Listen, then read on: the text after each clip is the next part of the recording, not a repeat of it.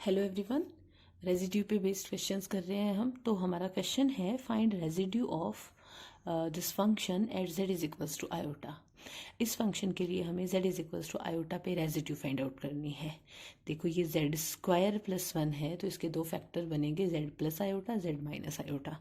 तो सीधे सीधे z minus iota, z equal iota मतलब z माइनस आयोटा वाला फैक्टर यहाँ पे बन रहा है पावर 3 का। मतलब z is equals to iota जो है इस फंक्शन के लिए पोल होगा जिसका ऑर्डर 3 होगा।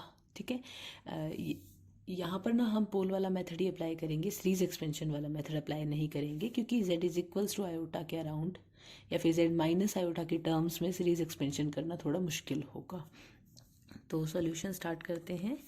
Here f of z equal है 1/z² प्लस 1 क्यूब। इसे हम लिख सकते हैं 1/z प्लस आयोटा का क्यूब, z माइनस आयोटा का क्यूब। ठीक है, देखो पोल्स तो दोनों ही बन रहे हैं, z is equals to iota भी पोल है, z is equals to minus iota भी पोल होगा ऑर्डर 3 का। बट हमें रेजिड्यू सिर्फ z is equals to iota पे फाइंड आउट करनी है। ठीक है, तो हम लिख देते हैं here z is equals to iota is अ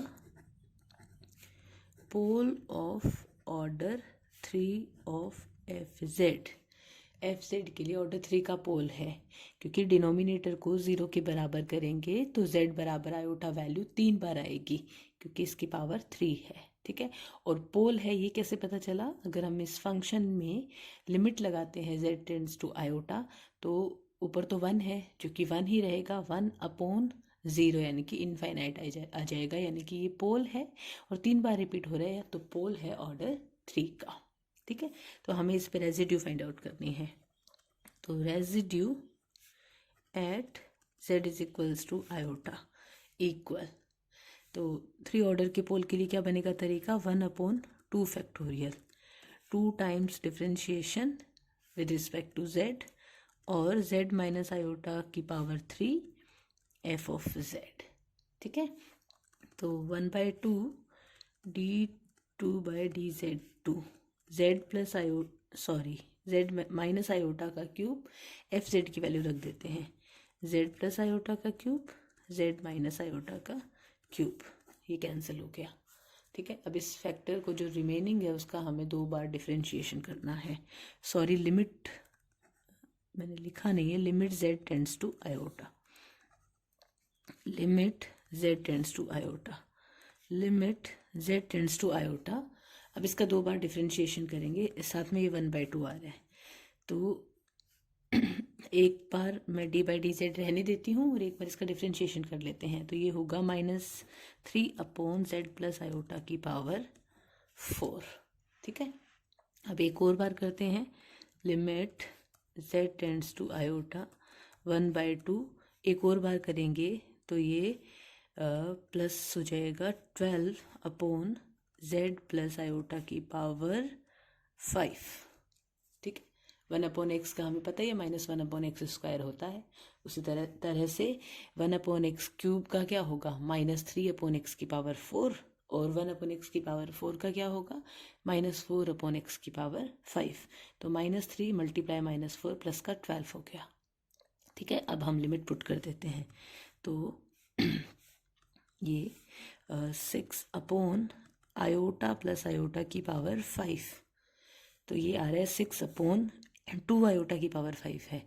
देखो 2 की पावर 5 तो होता है 32, आयोटा की पावर 5 है, आयोटा की पावर 4 जो है वो 1 हो जाता है तो एक आयोटा बच जाएगा।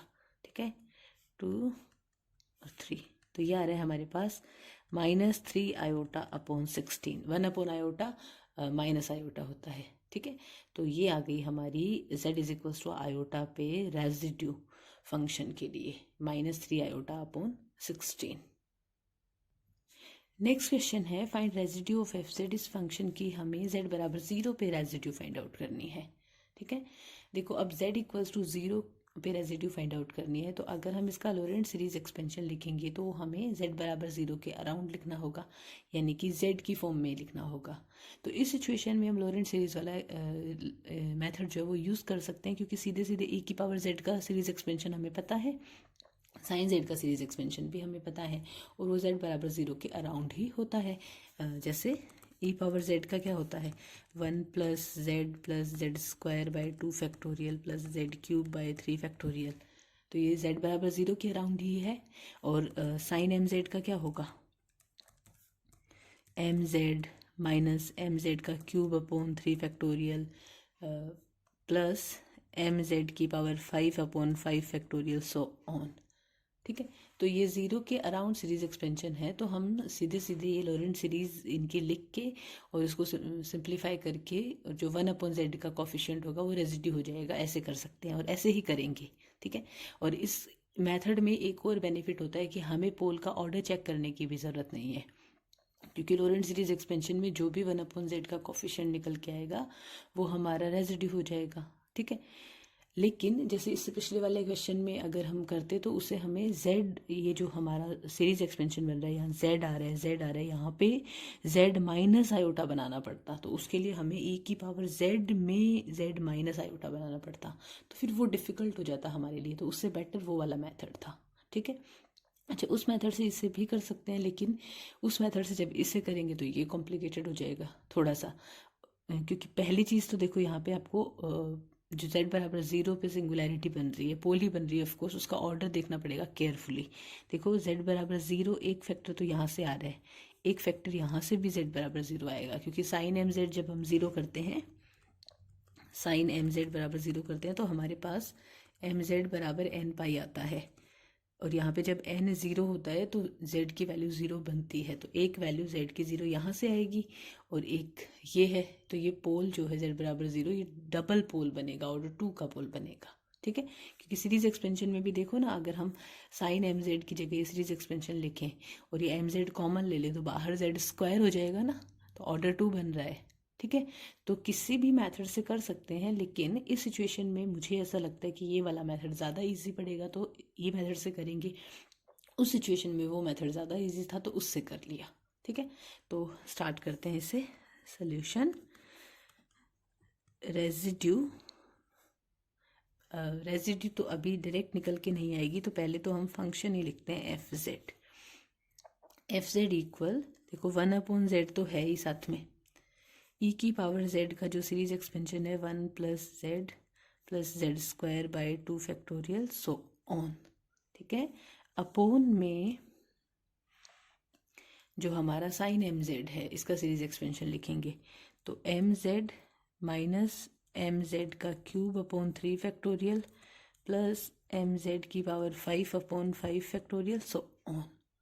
ठीक है, तो एक तो मैं यहाँ पे एम जेड कॉमन ले रही हूँ, तो एफ ऑफ जेड बराबर एम जेड कॉमन लेंगे तो ये हो जाएगा एम जेड स्क्वायर। ठीक है, 1 plus Z square by 2 so on. ठीक है, और ये जो है इसे हम ये लिख सकते हैं 1, एम जेड कॉमन ले लिए तो 1 बच गया ना, माइनस, यहाँ पे मैं माइनस भी कॉमन ले रही हूँ, देखो ये बन रहा है हमारा एम जेड की square upon 3 factorial, minus common ले लिया तो ये भी माइनस आएगा, एम जेड की power 4 upon 5 factorial so on, और इसका इनवर्स, क्योंकि हमें लॉरेंट सीरीज लिखनी है तो ये अपोन में नहीं चलेगा, इसे मल्टीप्लिकेशन में लेके जाना पड़ेगा, इसलिए इनवर्स में लिख दिया हमने।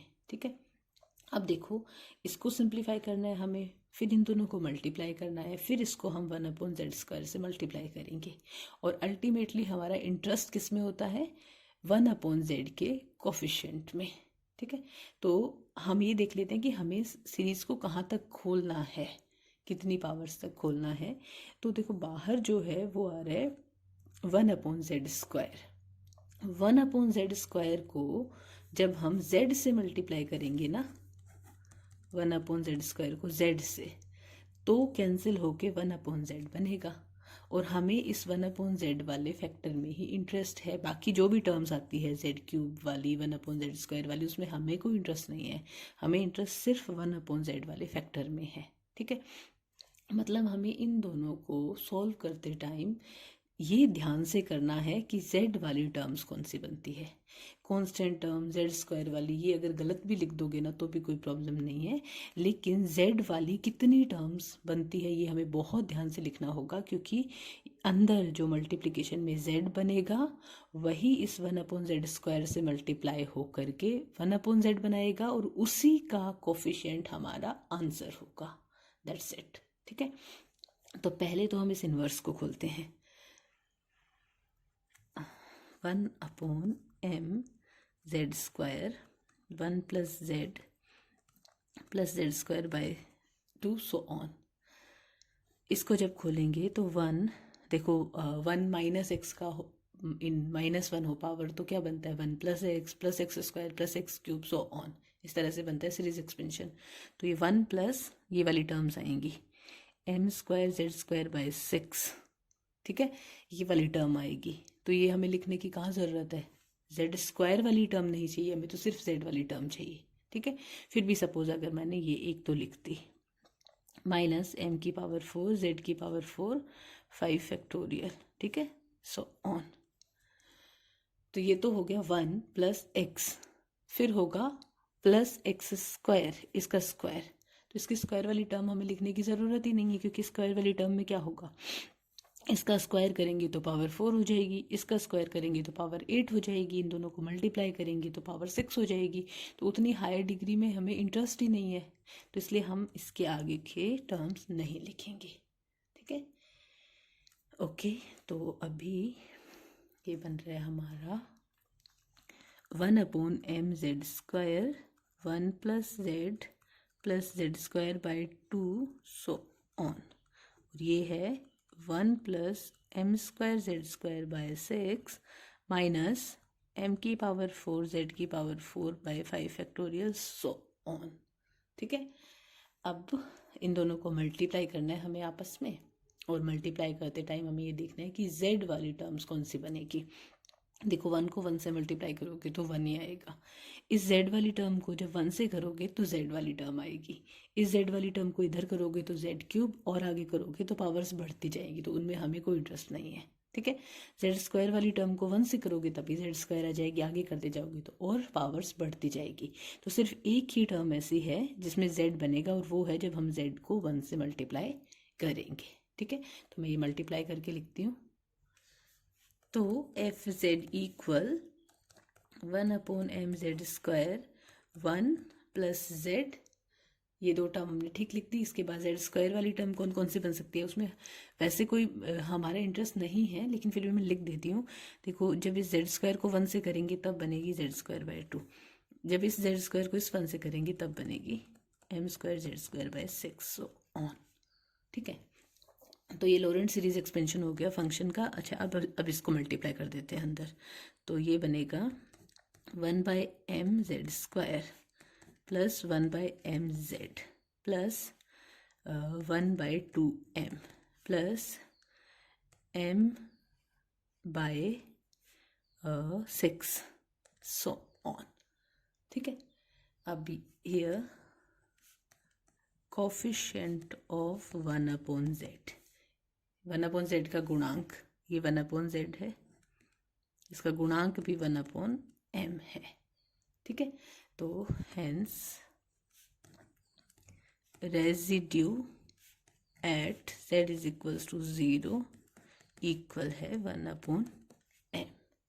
ठीक है, तो देखो जो फंक्शंस ऐसे होते हैं जिनमें e⁻z, sin z, cos z ये आ जाते हैं, उनमें हमें सीरीज़ लिखना बहुत इजी रहता है, तो हम सीरीज़ एक्सपेंशन से कर लेंगे ऐसे क्वेश्चंस को, लेकिन सिर्फ तभी जब सीरीज़ 0 के अराउंड लिखनी होगी, z = 0।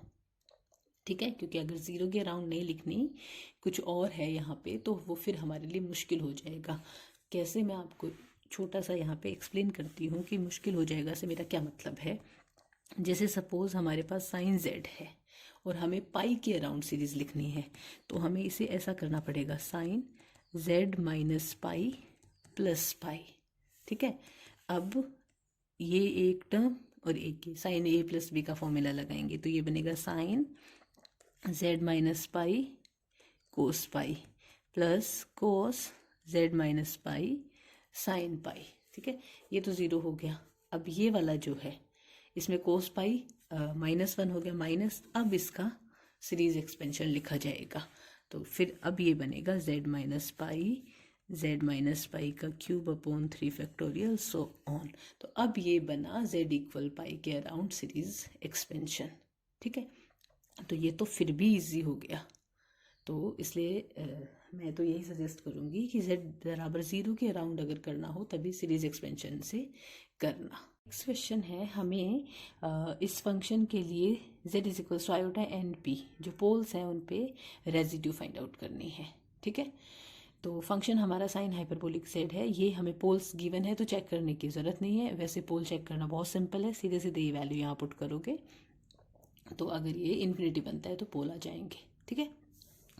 अब देखो हमें पोल का ऑर्डर चेक करना पड़ेगा पोल पे रेजिड्यू फाइंड आउट करने के लिए, क्योंकि सीरीज एक्सपेंशन वाला मेथड हम यहाँ पे अप्लाई नहीं कर सकते इजीली, क्योंकि ऐसे तो साइन हाइपरबोलिक z का सीरीज एक्सपेंशन भी हमें पता है, लेकिन वो हमें z बराबर 0 के अराउंड पता है और हमें z is equals to iota N P के अराउंड लिखना है। देखो साइन हाइपरबोलिक z का सीरीज एक्सपेंशन ये बनता है z plus Z cube by 3 factorial plus Z की power 5 by 5 factorial so on. मतलब साइन का जो होता है ना उसमें तो ऑल्टरनेटिव साइन नेगेटिव पॉजिटिव आते हैं, लेकिन इसमें सारे साइन प्लस आते हैं, ठीक है। लेकिन ये तो है z बराबर 0 के अराउंड, बट हमें तो z is equals to iota N P के अराउंड चाहिए। तो z is equals to iota N P के अराउंड लिखना मतलब इससे पहले जो मैंने बताया था z की जगह हमें z minus iota N P बनाना होगा, तो वो डिफ़िकल्ट प्रोसेस हो जाएगा, इसलिए हम इसको उस मेथड से नहीं कर रहे। तो जब सीरीज एक्सपेंशन वाले मेथड से नहीं कर रहे तो हमें पोल का ऑर्डर पता होना चाहिए, ठीक है।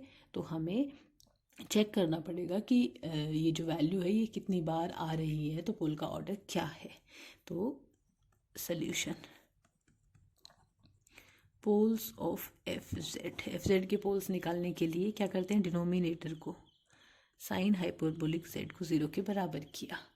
तो साइन हाइपरबोलिक जेड हमें पता है क्या होता है, ई की पावर जेड माइनस ई की पावर माइनस जेड अपॉन 2 बराबर 0। तो ये हमारे पास आ गया ई की पावर जेड इक्वल ई की पावर माइनस जेड। इसे हम लिख सकते हैं ई की पावर 2z इक्वल 1, ठीक है। ये ई की पावर 0 बन रहा है, ई की पावर 0 1 होता है, ठीक है। अब हमें दोनों तरफ कंपेयर करके z की वैल्यू लिखनी है। तो वैसे तो देखो 2z बराबर 0 भी हो सकता है, लेकिन हमें तो z is equal to iota N P पे निकालनी है और हमें सारे पोल्स देखने हैं, ठीक है। तो हमें अब ये देखना पड़ेगा कि ई की पावर क्या लेते हैं तो रिजल्ट 1 बनता है, ठीक है। तो क्योंकि हमें ये पता है कि ई की पावर आयोटा थीटा इक्वल होता है cos theta plus iota sine theta, ठीक है। हमें थीटा की वो वैल्यूज लेनी है जिसके लिए ये 1 बन जाए। तो 1 बन जाए तो पहली चीज़ तो ये कि 1 रियल नंबर है, तो आयोटा वाला टर्म नहीं आना चाहिए, मतलब ये तो हो जाना चाहिए 0 और इसकी वैल्यू आनी चाहिए 1। तो थीटा की ऐसी कौन सी वैल्यूज़ होंगी जिन पे साइन तो 0 होता है और कोस 1 होता है, तो वो होंगे 2 पाई के मल्टीपल 0, 2 पाई, 4 पाई, 6 पाई, इन पे। क्योंकि पाई पे तो जो कोस थीटा है वो -1 हो जाता है, 3 पाई पे भी -1 हो जाता है, तो 2 पाई के मल्टीपल्स चाहिए होंगे। तो थीटा अगर हम 2n पाई ले लेते हैं, ठीक है, और n इंटीजर ले लेते हैं, तो हमारा जो ई की पावर आयोटा थीटा है वो 1 आ जाएगा, ओके। तो इसका मतलब हम 1 को क्या लिख सकते हैं, ई की पावर 2n पाई आयोटा, ठीक है।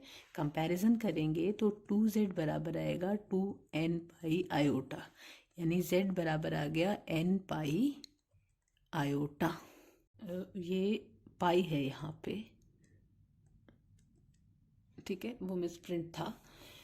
तो z बराबर आयोटा n पाई पे हमें रेजिड्यूज फाइंड आउट करनी है। तो ये वैल्यूज एक ही बार आ रही है, n बिलोंग्स टू i, तो हर वैल्यू एक बार आ रही है, n की हर वैल्यू के लिए z बराबर एक यूनिक वैल्यू बन रही है। तो ये सारे के सारे सिंपल पोल्स हैं। तो it implies z is equals to n pi iota are simple poles, ठीक है, ये सिंपल पोल्स हैं। अब हमें सिंपल पोल पे सिंगुलैरिटीज़ फाइंड आउट करनी है, बट हम सीरीज एक्सपेंशन वाला मेथड नहीं लगा रहे हैं। तो residue at z is equals to N pi iota equal क्या बनेगा, limit z tends to N pi iota z minus N pi iota upon sine hyperbolic z। ठीक है, अच्छा जब z tends to N pi iota लेंगे तो ये भी ज़ीरो होगा और ये भी ज़ीरो है, क्योंकि साइन हाइपरबोलिक को ज़ीरो करके ही तो z की वैल्यू एन पाई आयोटा आई है, तो ये 0/0 फॉर्म बन रही है। ठीक है, तो एल हॉस्पिटल रूल अप्लाई करेंगे। तो residue at z is equals to N pi iota equal limit z tends to N pi iota, L hospital rule apply कर रहे थे तो 1 - 0 अपॉन साइन का हो जाएगा कोस हाइपरबोलिक z। ठीक है, अब हमें लिमिट पुट करनी है, तो ये आ जाएगा 1 upon cos hyperbolic N pi iota. ठीक है, तो हमें cos hyperbolic N pi iota की वैल्यू देखनी है क्या होती है। देखो कोस हाइपरबोलिक z बराबर होता है e की पावर z प्लस e की पावर z अपॉन 2, राइट। अब हम अगर cos hyperbolic N pi iota निकालते हैं तो ये बनेगा e की power N pi iota plus e की power minus N pi iota upon 2।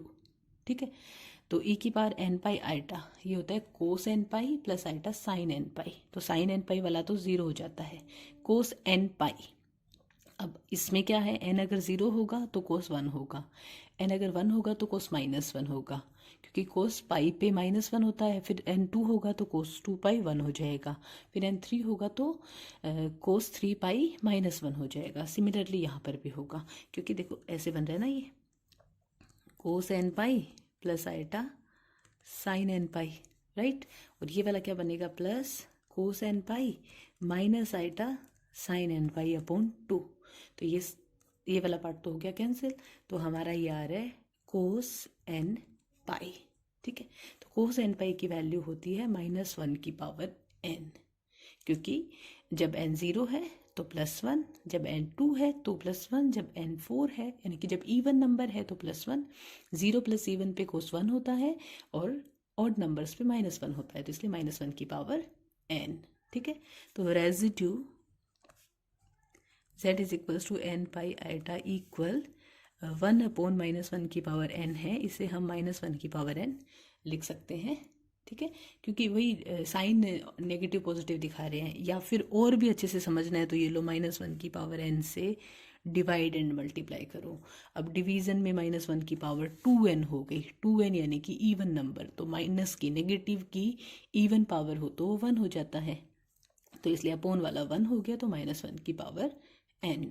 तो n पाई आयोटा पे रेजिड्यू आ रही है -1 की पावर n। तो देखो नेक्स्ट क्वेश्चन है, find residue at z is equals to 0। इस फंक्शन के लिए हमें z इज इक्वल्स टू 0 पे रेजिड्यू फाइंड आउट करनी है। ठीक है, तो यहाँ पे देखो z³ ऑलरेडी आ रहा है, कोट होता है हमारा कोस अपॉन साइन, कोस z अपॉन साइन z, तो साइन z भी हमें पता है 0 पे 0 होता है। ठीक है, तो एक 0 वहाँ से आ गया। कोट हाइपरबोलिक z जो है वो होता है cos hyperbolic z upon sine hyperbolic z। अब साइन हाइपरबोलिक z जो है वो भी z बराबर 0 पे 0 होता है, तो एक 0 वहाँ से आ गया, तो टोटल z की पावर हो जाएगी 5, यानी कि z बराबर 0 वैल्यू 5 टाइम्स आ रही है, यानी कि z बराबर 0 जो है वो पोल बनेगा इस फंक्शन के लिए ऑर्डर 5 का। ठीक है, अब ऑर्डर 5 का पोल मतलब सोल्व करने के तरीके में हमें 4 बार डिफ्रेंशिएट करना होगा z की पावर 5 से यहाँ मल्टीप्लाई करके, तो वो बहुत लंबा तरीका हो जाएगा, तो हम इसे लोरेंट सीरीज एक्सपेंशन से करेंगे। इनफैक्ट लोरेंट सीरीज एक्सपेंशन भी लंबा ही होगा यहाँ पर, बट मैं सजेस्ट करूँगी कि आप cot z, cot hyperbolic z, इनके सीरीज एक्सपेंशन आप लर्न कर लो। ठीक है, क्योंकि sine cos sine hyperbolic cos hyperbolic तक तो पता ही है, तो tan cot tan hyperbolic cot hyperbolic ये भी लर्न कर लो। ठीक है, बाकी कैसे कैलकुलेट करते हैं वो भी मैं बता देती हूँ। ओके, तो स्टार्ट करें इसको। सोल्यूशन हमें लिखना है कोट z का सीरीज एक्सपेंशन। तो देखो कोट z बराबर होता है कोस z अपॉन साइन z। ठीक है, कोस z का सीरीज एक्सपेंशन होता है वन होता है कोस में 1 minus Z square by 2 factorial plus z की power 5 by 5 factorial so on. और साइन का होता है z minus Z cube by 3 factorial plus z की पावर 5 बाई 5 फैक्टोरियल। ठीक है, तो कोस वाला लिखो एज इट इज 2 z की पावर 4 बाई 4 फैक्टोरियल हो जाएगा 24 सो ऑन। राइट, इसमें हम z कॉमन ले लेते हैं तो 1 अपॉन z, फिर क्या बनेगा 1 minus Z square by 6 minus Z की power 4 by 120 so on inverse. ठीक है, तो 1 by Z 1 minus Z square by 2 plus Z की पावर 4 बाई 24 सो ऑन। और इसे हम 1 माइनस एक्स का इनवर्स खोल के लिखेंगे तो 1 प्लस एक्स स्क्वायर। देखो ये वाला सीरीज एक्सपेंशन जो होता है क्या होता है, ये 1 plus x square plus x cube so on. ठीक है, तो 1 प्लस ये आ जाएगा Z square by 6 minus Z की पावर 4 बाई 120 सो ऑन। इसके बाद आएगा इसका स्क्वायर, जेड की स्क्वायर बाय 6 जेड की पावर 4 बाई 120 इसका स्क्वायर सो ऑन। ठीक है, अब देखो हमें क्या करना है, कहाँ तक बनाना है, पहले तो हम ये डिसाइड करते हैं सीरीज एक्सपेंशन।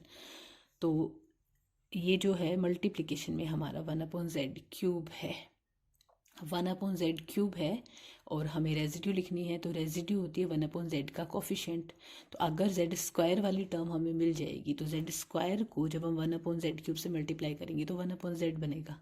ठीक है, तो हमारा इंटरेस्ट सिर्फ जेड स्क्वायर वाली टर्म्स तक है यहाँ इस रेफरेंस में। बट यहाँ अगर हम आते हैं तो बाहर एक 1 अपॉन जेड आ गया, तो जेड स्क्वायर लेने के लिए हमें जेड क्यूब तक चाहिए होगा। ठीक है, तो क्योंकि 1 अपॉन जेड भी तो है ना, तो 1 अपॉन जेड को जब जेड क्यूब वाली टर्म से मल्टीप्लाई करोगे तो जेड स्क्वायर बचेगा। तो हम जेड क्यूब वाली टर्म्स तक लिखने में इंटरेस्टेड है। राइट, 1 अपॉन जेड, तो ये टर्म्स तो हमें नहीं चाहिए क्योंकि यहाँ से जेड की पावर 4 जेड की पावर 8 जेड की पावर 6 ये सब निकलेगा, तो वो हमें नहीं चाहिए। ठीक है, हम जेड स्क्वायर जेड की पावर 4 वाली जेड क्यूब तक चाहिए था, लेकिन जेड क्यूब नहीं है तो जेड पावर 4 तक ज़्यादा से ज़्यादा देख लेंगे। ठीक है, तो अभी इनको मल्टीप्लाई करते हैं आपस में, तो 1 कांस्टेंट टर्म जेड स्क्वायर वाली टर्म क्या आएगी, माइनस का जेड स्क्वायर बाय 2 और ये आ जाएगा प्लस का जेड स्क्वायर बाय 6 सॉरी। ठीक है, अब इसके बाद जेड की पावर 4 वाली टर्म देख लेते हैं। तो जेड की पावर 4 कब कब बनेगा, अच्छा जेड की पावर 4 देखने के लिए तो हमें ये लिखना पड़ेगा, तो ठीक है मैं यहाँ से लिख दूंगी। तो जेड की पावर 4 एक तो ये बनेगा जेड की पावर 4 बाई 24, एक ये बनेगा माइनस जेड की पावर 4 बाई 120। ठीक है, एक इन दोनों को मल्टीप्लाई करेंगे तब बनेगा माइनस जेड की पावर 4 बाई 12। यहाँ से जेड की पावर 4 बाई 36 आएगा, तो ये 1 से जब मल्टीप्लाई करेंगे तो बनेगा जेड की पावर 4 बाई 36 सो ऑन। ठीक है, तो ये देखो हमारे पास आ रहे हैं 1 अपॉन जेड मल्टीप्लाई करके लिख रही हूँ मैं। जेड स्क्वायर वाली टर्म्स क्या बचेगी, देखो 6 एलसीएम लेंगे तो माइनस का 3 प्लस का 1 माइनस का 2, तो यार है माइनस का जेड बाय 3। ठीक है, ये जेड स्क्वायर जेड की पावर 4 वाली जो टर्म्स है इनको भी सिंप्लीफाई करके लिखूं अगर मैं, तो ये बन रहा है, देखो ये आफ्टर सिंप्लीफिकेशन आएगा माइनस इस 1 अपॉन जेड से मल्टीप्लाई करेंगे तो Z cube by 45 so on. ठीक है, माइनस वाली टर्म्स से आएंगे आगे भी। तो ये बन गया कोट जेड का सीरीज एक्सपेंशन। ठीक है, ये करने की ज़रूरत नहीं है, आप इसको याद रखना। और कोट हाइपरबोलिक जेड का मैं नहीं करूँगी, आप खुद करके देख लेना। कोट हाइपरबोलिक जेड का होता है 1 upon Z minus Z by 3 plus sorry यहाँ प्लस होता है, ये माइनस होता है, minus Z cube by 45 so on. ठीक है, तो ये कोट जेड का सीरीज एक्सपेंशन और ये कोट हाइपरबोलिक जेड का सीरीज एक्सपेंशन। तो अभी हमें रेजिड्यू फाइंड आउट करनी है जेड बराबर 0 पे, तो हम सीधे सीधे ये एज अ फॉर्मूला यूज करेंगे। तो हमारा एफ जेड बराबर बनेगा 1/z³ कोट जेड का क्या था 1/z minus Z by 3 minus z³/45, ठीक है, सो ऑन। और कोट हाइपरबोलिक जेड का था 1/z plus z/3 minus z³/45, so on, ठीक है। अब देखो बाहर 1/z³ है तो अंदर ना z² वाली टर्म्स बननी चाहिए, तभी 1/z आएगा। तो z² कहाँ कहाँ बन सकते हैं वो देखते हैं। जब इस टर्म को हम इस टर्म से मल्टीप्लाई करेंगे तो z² बन जाएगा, राइट। जब 1/z को हम z की पावर क्यूब से मल्टीप्लाई करेंगे तो z² बन जाएगा। सिमिलरली यहाँ ये जो z³ वाली टर्म है इसको जब हम 1/z से मल्टीप्लाई करेंगे तो z² बन जाएगा, ठीक है। तो z² वाली टर्म करेक्ट होनी चाहिए, अच्छे से लिखनी है हमें, बाकी इधर उधर होगा तो भी चलेगा। तो 1/z² वाली टर्म आएगी और अब z² वाली टर्म लिख रही हूँ मैं, तो इसको इससे मल्टीप्लाई करते हैं, ये बना माइनस का z²/9, ठीक है। अब हम इसको इससे करते हैं तो ये बनेगा माइनस का z²/45, ठीक है। अब हम इसको इससे करते हैं तो ये बनेगा माइनस का z²/45, सो ऑन। तो अब मल्टीप्लाई कर देते हैं अंदर, माइनस, इसको सिंप्लीफाई करेंगे तो देखो ये 2/45 है और ये -1/9 है, तो माइनस का 5 माइनस का 2 आ जाएगा, माइनस का 7/45, z² और z³ को मल्टीप्लाई करेंगे तो 1/z, सो ऑन। तो ये आ गया हमारा फंक्शन का सीरीज एक्सपेंशन, ठीक है। अब यहाँ पे हियर कोफिशिएंट ऑफ 1/z, इसका कोफिशिएंट है -7/45, तो रेजिड्यू एट z=0 होगा -7/45, दैट्स इट। तो अभी तक हमने इन्फिनिटी पे रेजिड्यू निकालने के क्वेश्चन नहीं किए, तो वो हम अगले वीडियो में करेंगे। यहाँ तक कोई डाउट हो या फिर किसी और क्वेश्चन में कोई डाउट हो तो आप मुझसे पूछ सकते हैं। Thank you.